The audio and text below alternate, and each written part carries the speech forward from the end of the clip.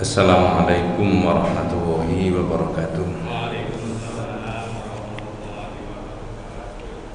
Bismillahirrahmanirrahim.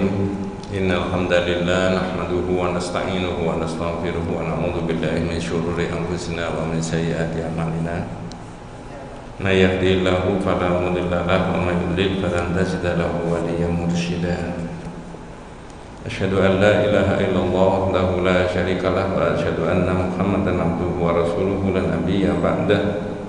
Allahumma shalli ala Muhammad wa ala ali Muhammad kama shallaita ala Ibrahim wa ala ali Ibrahim wa barik ala Muhammad wa ala ali Muhammad kama barakta ala Ibrahim wa ala ali Ibrahim fil alamin innaka Hamidum Majid. Amma ba'du. Ma'asyiral muslimin rahimani wa rahimakumullah, usikum wa nafsiya bi taqwallahi faqad faza man ittaqa. Ibu, bapak-bapak, adik-adik, para jamaah rahimakumullah. Bahasan yang ada di dalam kitab tauhid ini berikutnya adalah man tabarraka bi syajarin aw hajarin wa nahwihima. Hukum orang yang tabarruk. Tabarruk itu mencari berkah. Kemarin malam sudah disinggung-singgung di Al-Milah ya. Tapi karena ini kelanjutannya, mau tidak mau ya harus dibahas lagi. Tabarruk itu memang ada. Kalau orang tidak paham dikiranya barokah mencari keberkahan itu tidak ada. Ada. Ya, tapi kita jangan salah paham. Kalau mengikuti petunjuk kitab tauhid ini memang tidak boleh sembrono di dalam hal berkaitan dengan tabarruk itu. Mencari keberkahan. Dimulai dari mana? Dimulai dari menjelaskan makna dari barokah. Bulan Ramadan, bulan yang penuh dengan berkah, barokah. Kemudian Al-Quran juga disebut sebagai kitabun anzalnahu ilaika mubarak. Kitab yang saya turunkan kepadamu Muhammad itu ada barokahnya, ada berkahnya. Saya ulangi, dimulai dari penjelasan barokah itu adalah kasratul khair wa thubutuhu. Banyaknya kebaikan, kemudian kebaikan itu mengalir terus, itu namanya barokah. Jadi konsep berbarokah itu ada. Tapi di sini judulnya tadi tabarraka bisyajarin, mencari berkah kepada pohon, au hajarin atau batu, wa nahwihima dan sebangsanya. Jadi kalau kasratul khair wa thubutuhu, banyaknya kebaikan, kalau kebaikan itu mengalir, itu berkah, barokah. Maka ketika ada manten itu didoakan barakallahu laka wa baraka alaika. Makna laka dan alaika beda. Kalau laka itu kebaikan, alaika ketidakbaikan. Jadi mas, mbak, mudah-mudahan sampean diberi barokah ketika ada kebaikan di dalam rumah tangga itu tadi.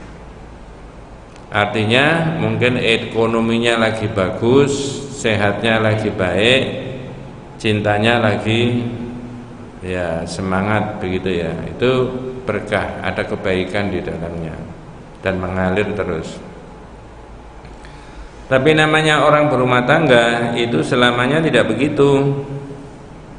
Ada kalanya mengalami kekurangan, dikurangi sama Allah sehatnya, cintanya, misalkan begitu ya.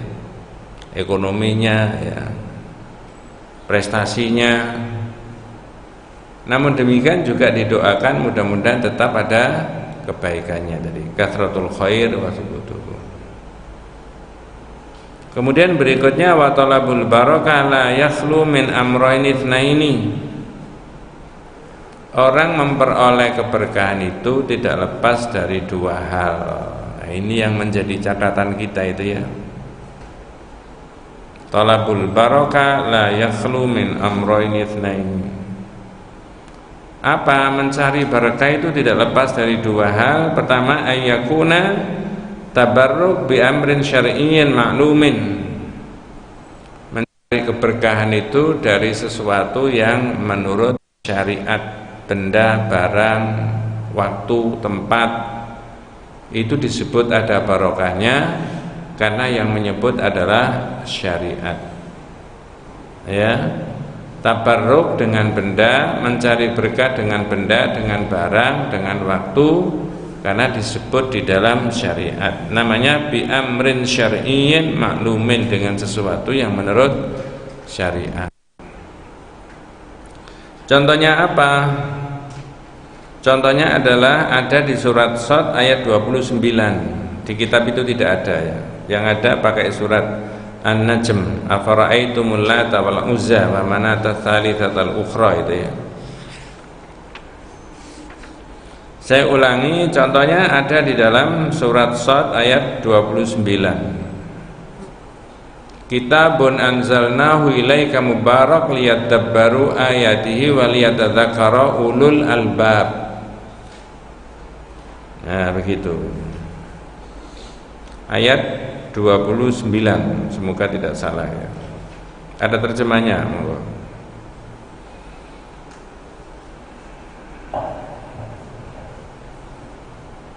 Ini adalah sebuah kitab yang kami turunkan kepadamu penuh dengan berkah. Jadi Al-Quran itu ada berkahnya, ada barokahnya, ada kebaikannya. Berarti kathratul khair wa tubutuhu tadi.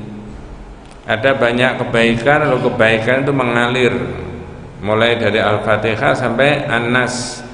Tapi jangan salah paham.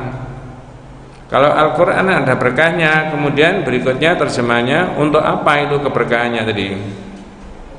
Agar supaya mereka memperhatikan ayat-ayatnya, liyadabbaru ayatihi, terus dan supaya mendapat pelajaran orang-orang yang mempunyai pikiran. Ya.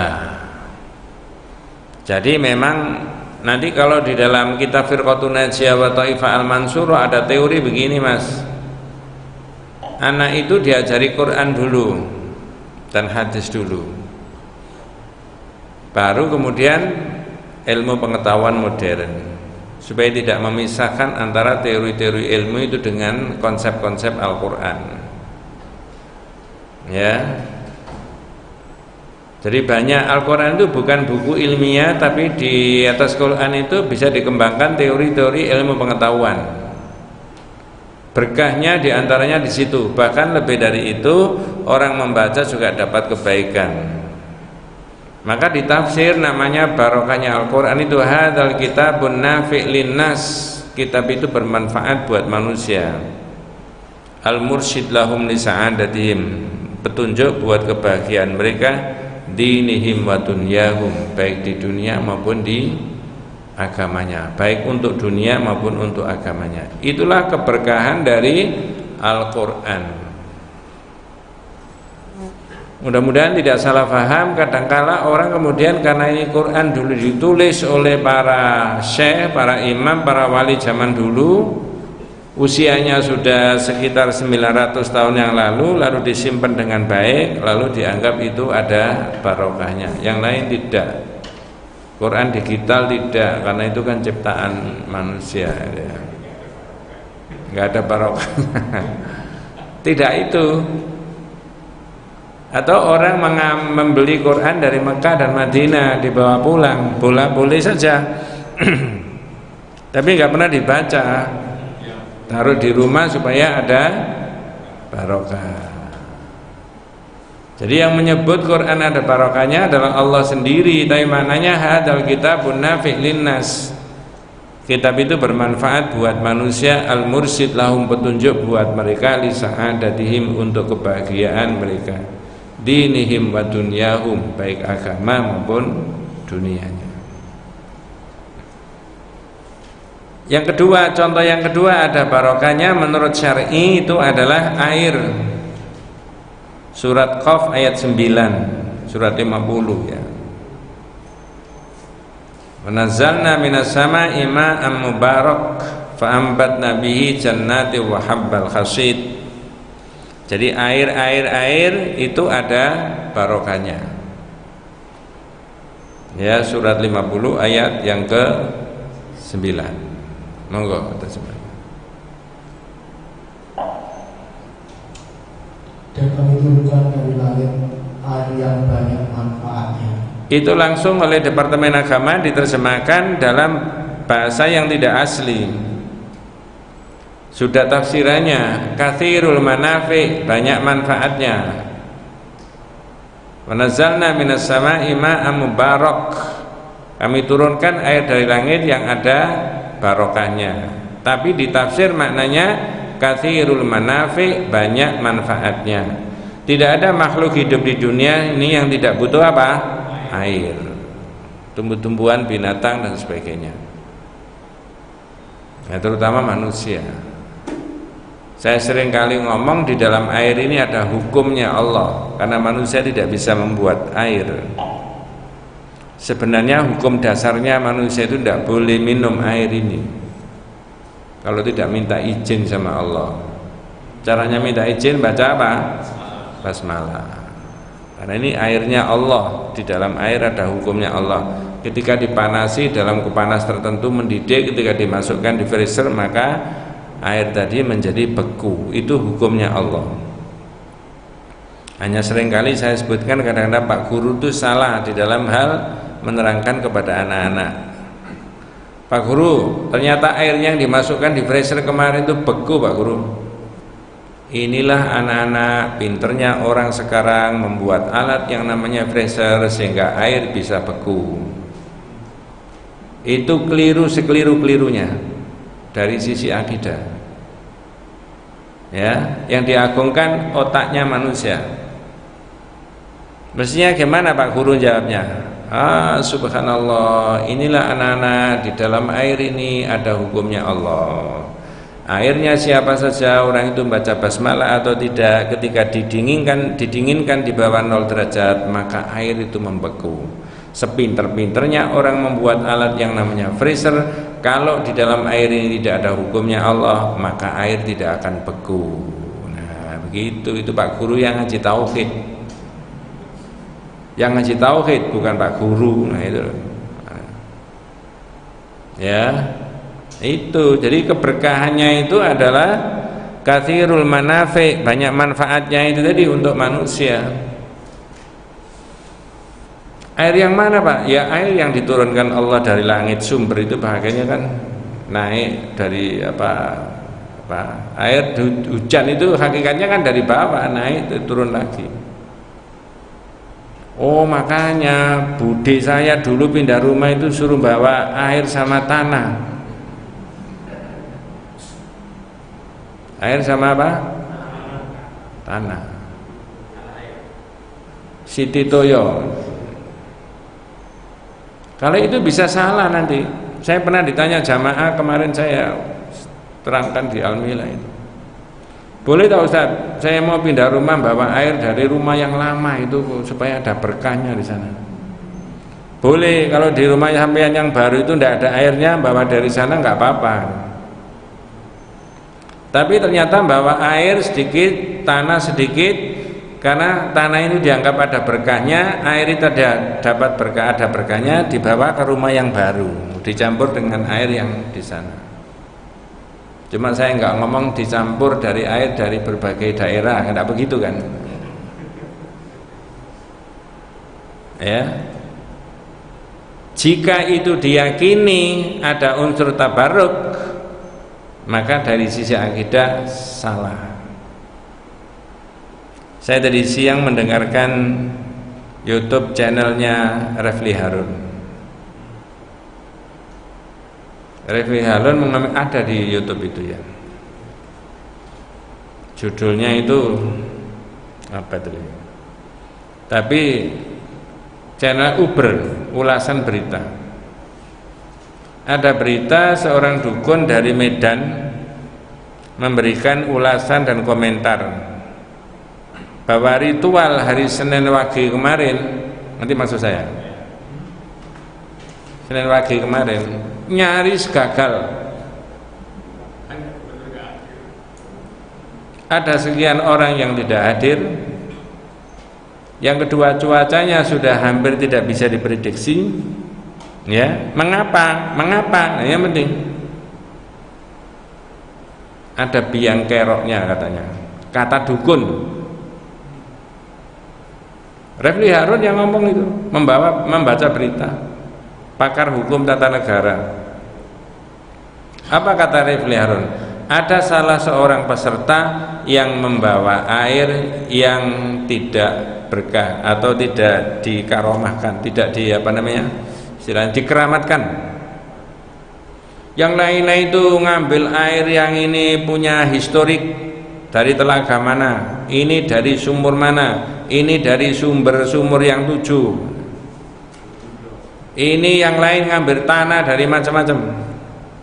Tapi ternyata salah satu dari peserta itu ngambil tanah gusuran.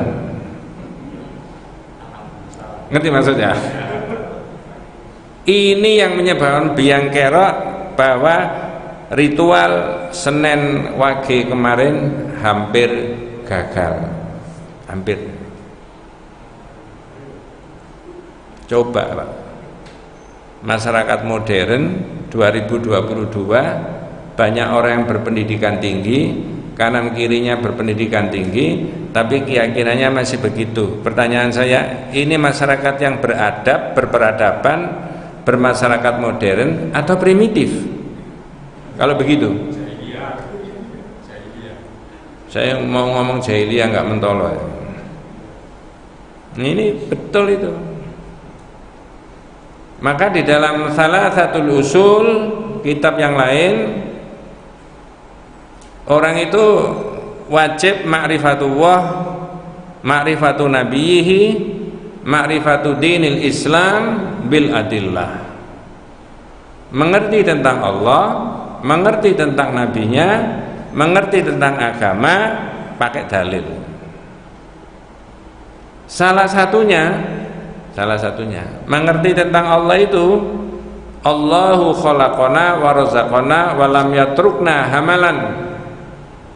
Allah itu menciptakan kita, memberikan rezeki kepada kita, dan tidak meninggalkan kita begitu saja. Karena kasih sayangnya Allah kepada manusia, lalu dunia itu diberi berbagai macam fasilitas supaya manusia bisa hidup. Walam yatrukna hamalan. Yang kedua, karena kasih sayangnya Allah kepada manusia, lalu Allah mengutus Rasul. Dan Rasul itu dibekali dibekali kitab. Dan kitab itu supaya dibacakan oleh Rasul tadi kepada umatnya, supaya tidak keliru hidupnya. Namun demikian, ketika pikirannya orang itu penuh dengan klenik, mau menerima kitab nggak Mas kira-kira? Kalau ini dipenuhi dengan apa? Klenik. Ada rumusan Pak Maskur dalam bahasa Arab, la yajtami'u tasdiqul kahin ma'al imani bil Qur'an. Tidak kumpul dalam satu diri manusia antara satu sisi dia mempercayai dukun, tapi di sisi lain dia mempercayai Quran. Ini bahasanya kitab. Kalau bahasanya profesor, dalam diri manusia itu ada ruang kosong. Ketika ruang kosong itu diisi iman dengan tauhid, maka klenik-klenik gak bisa masuk. Tapi kalau ruang kosong itu sudah isinya klenik, mbok sampean dalili Quran hadis yang gak masuk. Gitu loh Pak. Lah orang Islam diisi apa mestinya? Quran. Makanya jamaah yang tanya saya, Ustadz, bule saya itu mau pindah rumah, mau bawa tanah sama air, boleh lah. Kalau airnya sana nggak ada air ya boleh bawa air, nggak ada air di sana bawa dari. Tapi ternyata supaya dapat keberkahannya, karena tanah yang diambil di sana itu punya historical, punya sejarah yang cukup panjang, dan tanah itu berkah. Dari mana dalilnya? Maka jangan percaya mbah dukun tadi yang dibaca oleh Refli Harun tadi. komentarnya Mbah Dukun, ritual Senin Wage itu hampir apa? Gagal. Kalau saya mengatakan karena ada yang mokong salah satunya, disuruh ngambil tanah yang dianggap ada historisnya, dianggap ada karomahnya, begitu ya. Ternyata dia bawa tanah sengketa, ya tanah gusuran. Masya Allah, aneh-aneh itu ya masyarakat modern. Mestinya tidak perlu begitu ya. Wallahu a'lam. Yang pertama tadi adalah talabul barakah la yakhlu min amra, ini adalah bi amrin syar'iin, dengan menurut syariat. Bulan Ramadan ini sebentar lagi, waktu mulai awal Ramadan sampai akhir Ramadan. Laqad ja'akum syahrun mubarak, syahrul Ramadan syahrun mubarak. Yang menyebut adalah Nabi, berarti ada dasar hukum syariatnya, tinggal memanfaatkannya saja. Ada saum Ramadan, ada qiyamul lail, ada qiraatul Quran, dan macam-macamnya, dan seterusnya. Dan yang kedua adalah bi amrin hissiyin ma'lumin, dengan sesuatu yang menurut hissi dan indrawi. Taklim, pengajian ada berkahnya, betul, karena di situ ada Quran, ada hadis, ada kebaikan yang disampaikan, ada qaulul ulama disampaikan. Kemudian doa itu juga ada berkahnya, karena doa dimohonkan kepada Allah untuk kepentingan banyak orang. Cuman di kitabnya panjenengan itu disindir ya, terpakai surat itu tadi An-Najm, afara'aitum Lata wal Uzza wa manata tsalitsatal ukhra. Ya, Lata itu sanamun, as-sanamu berhala. Asluhu rajulun yalutu sawiq lil hujjaj. Jadi Lata itu berhala, tapi asalnya itu orang yang soleh yang sering membuat apa? Roti. Tapi zaman jahiliyah dibagi-bagikan kepada orang karena solehnya orang itu, saking baiknya. Di sini sonamun asluhu rajulun yalutu sawiq, ya, lil hujjaj, ay yaj'alu fihi as-saman wa yat'amahu al-hujjaj, diberikan kepada para haji, jamaah haji. Zaman jahiliyah itu sudah ada haji, Pak. Makanya Rasulullah itu ketika memerintahkan haji itu apa dawuhnya? Khudhu anni manasikakum. Jangan ikut yang jahiliyah, ikut saya ini loh manasiknya haji itu. Falamma mata, ketika Lata itu meninggal, akafu ala qabrihi wa ja'aluhu sanaman. Banyak orang mendatangi kuburannya Lata. Oh, ini bukan orang sembarangan. Mirip dengan kisahnya kaumnya Nabi Nuh yang membesar-besarkan Wat, Suwa, Yahuth, Ya'uq, Nasr. Masih ingat Pak ya? Ya. Wa qalu la tadharunna alihatakum wa la tadharunna Wadda wa la Suwa'a wa la Yahuth wa Ya'uq wa Nasra. Surat Nuh. Nanti dibahas di bab 19 itu. Siapa Wat, Suwa, Yahuth, Ya'uq, Nasr tadi? Kata Departemen Agama, Wat, Suwa, Yahuth, Ya'uq, Nasr adalah berhala-berhala terbesar pada zamannya kaum Nabi Nuh, yang semula nama orang soleh. Berarti nama orang soleh bisa berubah menjadi nama berhala. Prosesnya gimana? Itu bukan karangan saya, itu Quran itu yang bilang itu. Tafsirannya, Bu. Saya ulangi, nama orang soleh bisa berubah menjadi nama berhala.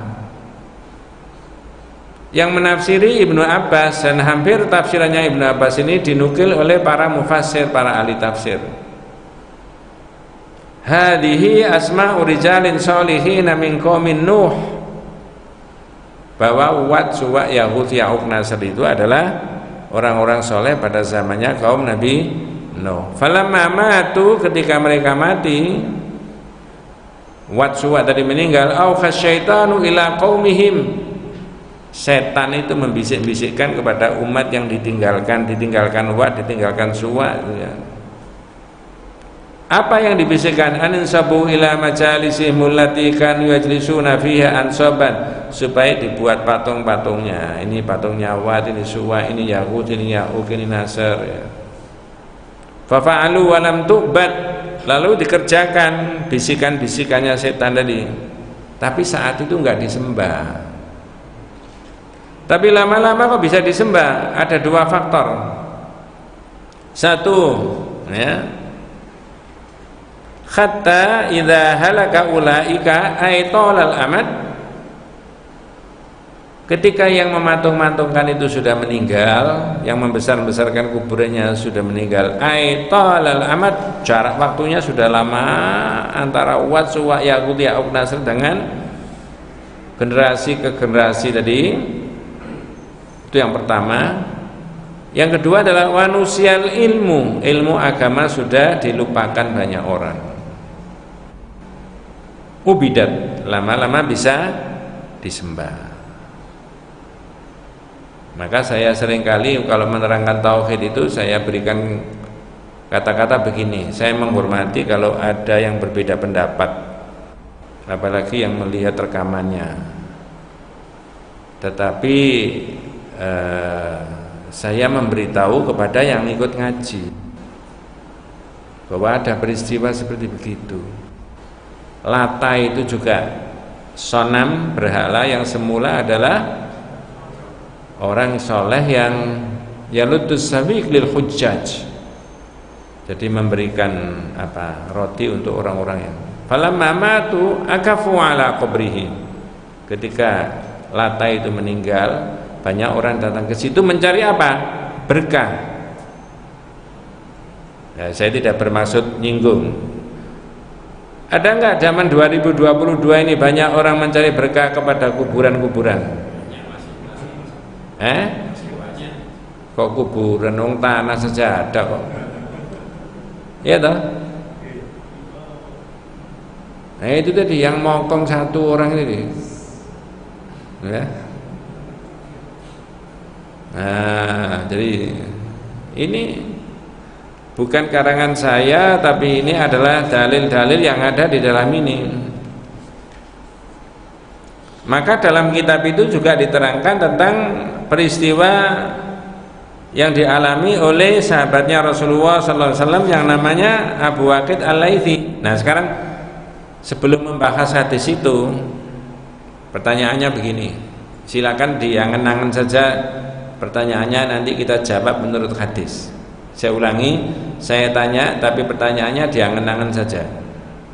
Bagaimana hukumnya ketika orang mencari barokah kepada benda, kepada barang dan seterusnya yang tidak menurut syariat atau tidak menurut indrawi tadi.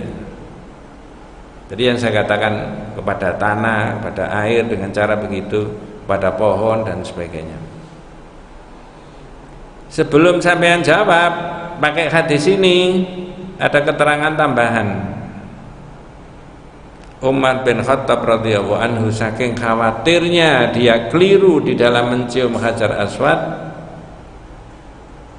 kata Pak Kiai, kata Pak Ustadz, apa kata-katanya Umar bin Khattab sebelum mencium Hajar Aswad? Bapak-bapak, ibu-ibu kalau tidak haji atau umroh kemudian tawaf dulu, itu disunahkan mencium Hajar Aswad. Kalau tidak bisa pegang, kalau tidak bisa isyarat dari jarak jauh. Umar bin Khattab saking hati-hatinya at-taghdhir fil wuqu'i minasyirik. Di sini diterangkan di kitab ini. Ya. Wa kadza al-hajar al-aswad la yatabarraku bihi. Begitu juga Hajar Aswad, tidak boleh orang mencari keberkahannya di situ. Wa inna ma yata'abbadu lillahi bimashihi aw takbilihi. Tetapi orang mengikuti beribadah dengan cara mencium Hajar Aswad atau dengan cara memegang Hajar Aswad.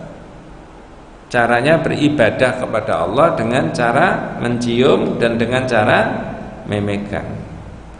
Ittiba'an li Rasulillah SAW, mengikuti jejaknya, sunnahnya siapa? Nabi. Maka karakteristiknya daripada ibadah itu adalah ta'abbudi, ya, ikut saja yang diajarkan oleh Nabi. Ya. Walihada, nah ini qala Umar bin Khattab radhiyallahu anhu, inni alamu annaka hajar, kata Umar, saya tahu kamu ini batu, Hajar Aswad maksudnya, la tadarra wa la tanfa, tidak bisa memberikan madarat, tidak bisa memberi manfaat. Falaula inni ra'aitu Rasulullah sallallahu alaihi wasallam yuqabbiluka ma qabbiltuka. Andai kata aku tidak tahu Rasulullah mencium kamu, kalau pakai bahasa Surabaya, gak sudi ya mencium kamu. Jadi menciumnya sekedar apa? Ittiba Rasul tadi, caranya beribadah kepada Allah dengan itu. Mengapa? Rasulullah mencontohkan begitu. Maka jangan mencari keberkahan tadi. Ya, wah bisa macam-macam itu Pak kalau tidak dipakai ilmu Pak. Maka Al-Bukhari mengatakan al-ilmu qabla al-qaul wal amal. Babun al-ilmu qabla al-qaul wal amal. Ilmu itu harus didahulukan sebelum orang itu berucap dan sebelum orang itu apa? Beramal. Kalau berucapnya tidak didasarkan pada ilmu, nanti dikiranya suara adzan, dikiranya suara apa itu? Ya. Orang teriak-teriak nanti dikiranya begitu. Ya. Maka Umar tadi begitu. Andai kata saya tidak tahu Rasulullah mencium, nggak mungkin. Ini kalau tidak pakai ilmu, orang bisa keliru. Bertabarruk di situ, mencari keberkahan. Masa nggak percaya sama Umar bin Khattab? Ini Umar bin Khattab, bukan Umar Bakri itu ya. Ya. Mendapat pelajaran langsung dari Nabi. Oleh karena itu inilah tadi jawabannya yang akan kita beri jawaban bagaimana hukumnya ketika orang mencari berkah, barokah kepada benda dan barang yang tidak lewat dua jalur tadi, syar'i maupun qadari. Bisa-bisa orang itu bisa terjerumus dalam perbuatan apa? Syirik. Nah itu loh Pak ya. Jadi jangan angger. Makanya di sisi lain saya menerangkan orang ziarah kubur itu yang utama adalah naf'ul amwat, bukan al-intifa'u bil amwat. Kalau naf'ul amwat, kehadiran kita itu memberi manfaat, memberi salam, memberi manfaat menurut yang disunahkan Nabi, bukan menurut persepsi kita. Gimana Pak caranya memberi manfaat kepada orang yang sudah mati? Salam Mas kalau mau masuk. Terus Pak mendoakan, itu bermanfaat itu buat mereka, itu kehadiran sampean itu. Ya tapi maupun tidak mendoakan tidak di situ kan? Ya boleh, tapi kan ini kan sampean dapat kebaikan karena mengikuti sunnah berziarah kubur dalam menyampaikan salam, mendoakan. Bukan al-intifa'u bil amwat. Kalau al-intifa'u bil amwat itu mengambil manfaat dari situasi kuburan. Pumpung di kuburan, saya tak minta kepada Allah ini. Nah, itu mengambil situasinya. Pumpung di kuburan, saya tak mengambil tanah apa? Jangan-jangan yang dikumpulkan itu ada tanah kuburannya juga itu. Ya. Yang jadi rame itu ada yang keliru katanya. Ngambil tanah di daerahnya, ternyata ini daerah lain gitu loh. Ibaratnya orang ini Jawa Barat tapi ngambil tanah Jawa Tengah. Emang ngambil airnya karena danaunya itu danau yang berada di Jawa Tengah. Yang kemarin itu maksud saya itu ya.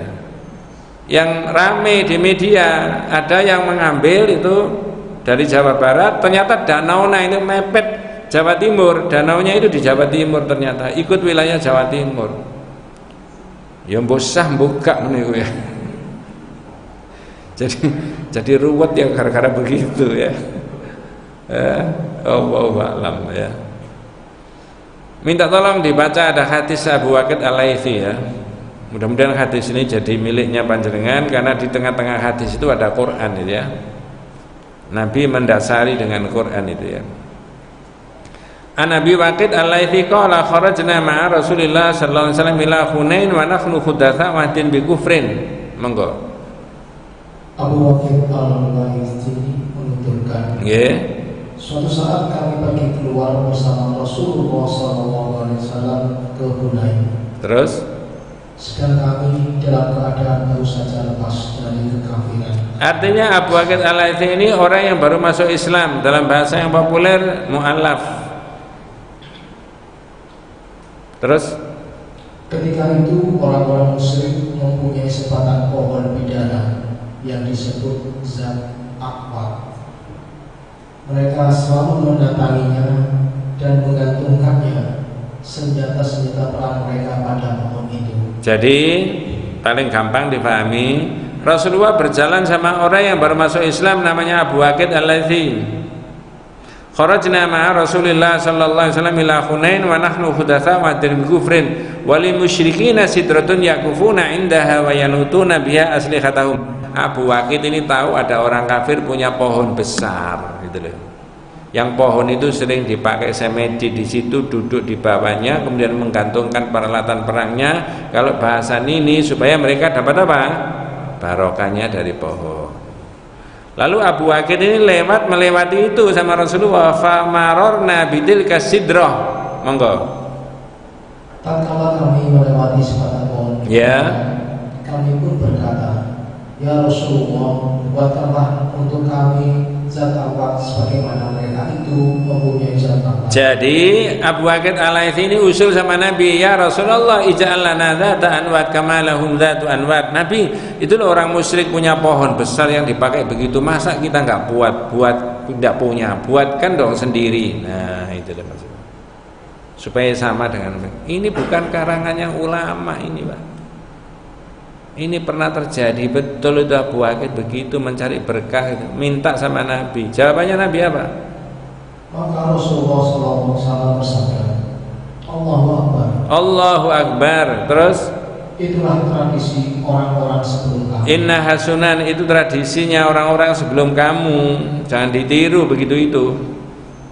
Masa sudah merdeka masih balik ke zaman Majapahit, gitu loh maksudnya. Kira-kira begitu ya.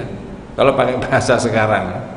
Ya, antara dulu belum ada pelajaran agama dengan sekarang sudah ada pelajaran agama, ya harus beda sikapnya itu.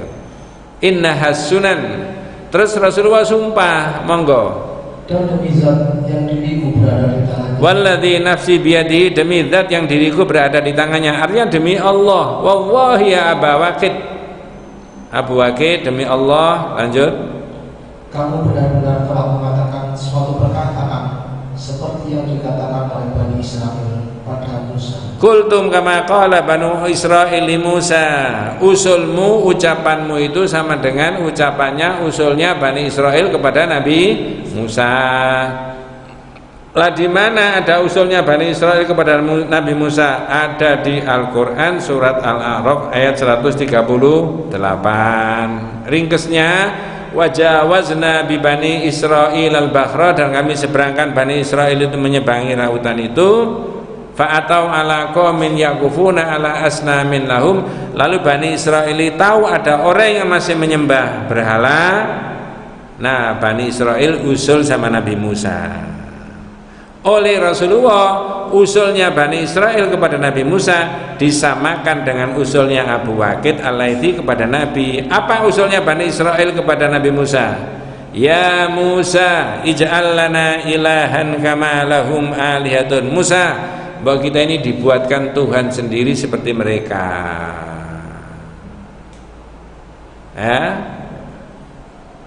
Ngamuk Musa, dikoplok-koplok sama Nabi Musa.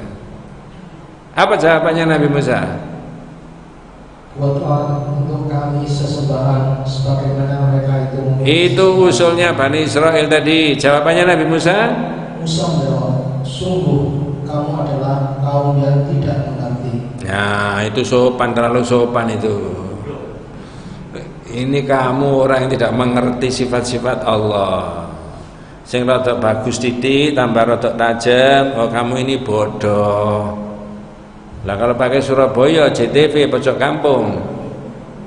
Nah, inilah hukum orang yang mencari berkah kepada selain dari Allah. Perhatikan di dalam surat Al-A'raf tadi Pak ya.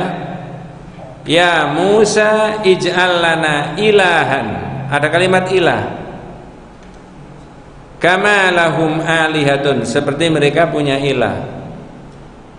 Maka diterjemahkan Musa, mbok kita ini dibuatkan Tuhan sendiri seperti mereka. Ngamuk bodoh kami gitu loh. Ya. Wallahu a'lam. Itulah maka kita harus berhati-hati untuk mencari keberkahan-keberkahan itu. Jangan-jangan kemudian masuk dalam wilayah naudzubillah min dzalik apa? Syirik kepada Allah. Wallahu a'lam. Mudah-mudahan kita semuanya senantiasa diberikan rahmat barokah hidayah Allah Subhanahu wa taala. Atanallahu ayyakum ajmain. Kita tutup dengan doa kafaratul majlis. Subhanakallahumma bihamdika asyhadu an la ilaha illa anta astaghfiruka wa atubu ilaik. Assalamualaikum warahmatullahi wabarakatuh.